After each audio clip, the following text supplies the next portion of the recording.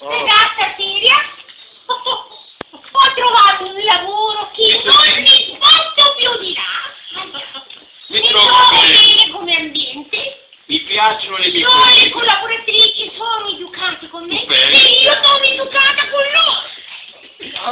Mi hanno abbracciato perché gli ho fatto un regalo, loro non se l'aspettavano. Ora. Sono retta casa e zitto. Facilità. Non andrò mai a